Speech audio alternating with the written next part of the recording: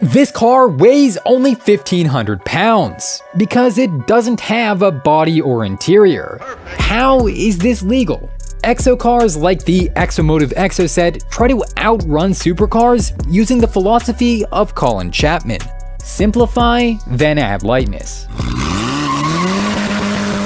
And what you're left with is an open cockpit, exposed frame, and a low curb weight. Today we're going to take a look at 3 of these crazy builds that are cheap, fast, and barely legal. And first up is the Duranza sports car. A vehicle so obsessed with power to weight ratios that its very name refers to it. This affordable exotic was designed in the UK and originally powered by a 1.8-liter turbocharged motor from Audi, a setup that made 350 horsepower per ton, resulting in the model designation Duranza F350. But when the car made it to the States, it was given an upgraded Corvette LS to satisfy that American craving for torque. The new 6-liter naturally aspirated V8 makes around 400 horsepower, although an even more powerful LS7 was also offered. Duranza marketed this beast as a race car for the road, with aggressive bucket seats, a Sparco steering wheel, adjustable brake bias, and even an optional fire suppression system. But despite all those features and the massive V8 in back, it still weighed in at less than 1,900 pounds. That's thanks to the exposed, TIG-welded chromoly tube chassis. Essentially, the entire Duranza is just a Corvette motor in a tiny space frame with wheels. No unnecessary fenders, roof, or any nonsense. That simplicity, along with the lack of doors or a roof, allow it to go much faster than supercars that came with heavier and more expensive equipment.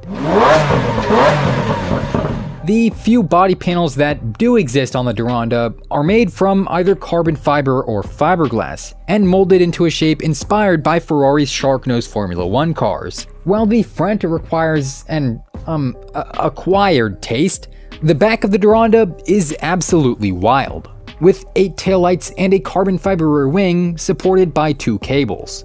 This taillight design is part of the reason the Duranza can be driven on the road. It has brake lights, backup lights, turn signals, and parking lights all packaged into one. Combine that with the 6-point FIA certified racing harness and the rear view mirrors, and that's about all you need to register a component car in the land of the free.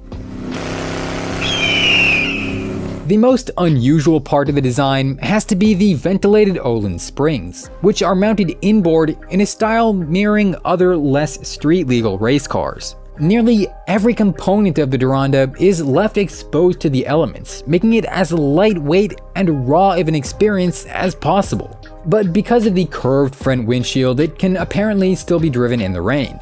Performance is estimated to be a 0 to 60 time of around 3 seconds and a top speed of over 180 miles per hour. Figures that are very close to superbike territory. If you wanted to buy one of these new, Duranza sold them for around $64,000, but recently used models have sold for a little less than that. If the Duranza isn't quite your taste, well, first of all, I wouldn't blame you. But maybe you'll be swayed by the Local Motors SF01 Street Fighter. Local Motors is a name you might recognize from the Rally Fighter, an off-road sports car powered by an LS3. The Street Fighter, on the other hand, was intended as a more road-oriented ride, with as low a curb weight as possible. The designs for all of Local Motors' projects were crowdsourced, meaning anyone could submit a blueprint for how they think the car should look. The best elements from each submission would then be combined into a Frankenstein car, in a process that was said to be much faster than traditional automotive design. The winning exterior for the Street Fighter was submitted by a concept firm called Greg Thompson Automotive Design. It's the same company that helped Factory 5 create the 818. Their concept features a front mid-engine design that can fit a V8 just behind the first axle, a tube frame chassis, and some storage bins in the rear fenders, finished off with a set of taillights borrowed from the Dodge Dart. A few of the runner-up designs include this carbon fiber missile by Gabriel Hantig and a more traditional exoskeleton concept designed by Narcus Maris. Even Esa Mustonen, creator of the Koenigsegg Ra, submitted some sketches for a potential Street Fighter. Local Motors also had a unique approach to manufacturing, and actually encouraged customers to visit their microfactories to help in the assembly process. Sadly, the company went out of business in early 2022, and the Street Fighter Exo concept never made it to production. But don't be too gloomy. If you still want a DIY Exo project, DF Kit Cars has you covered.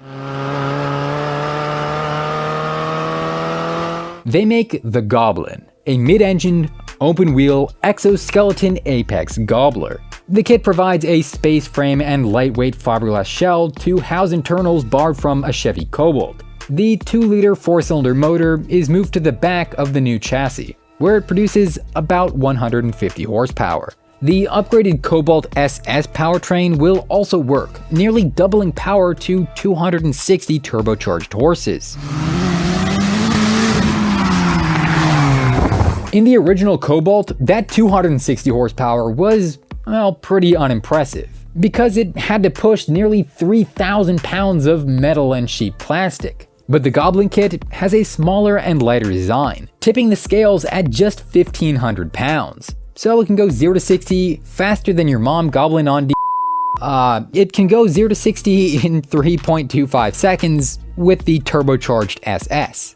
There isn't a whole lot to say about the design of the Goblin, considering most of it is comprised of the tube steel space frame, which is available in a basic roll hoop or full cage. That frame is included in the Stage 1 kit, alongside some of the hardware you'll need, the control arms, and the cooling system. Everything arrives pre-packaged and labeled for easy assembly. DF even claims that it's a process as simple as assembling IKEA furniture. There's no cutting, drilling, or welding required, so most enthusiasts will be able to build it in their home garage with just a few weeks of effort.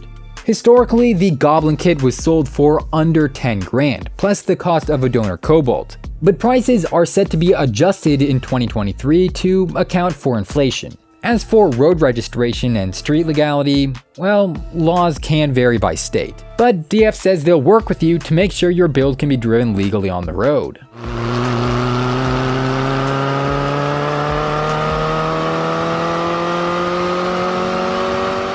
Did you enjoy this video? Subscribe. Did you hate this video? Subscribe anyway. I'm trying to hit 100,000 subscribers so I can get one of those shiny metal squares to hang on my wall. Anyway, thanks for watching, and I'll see you next time.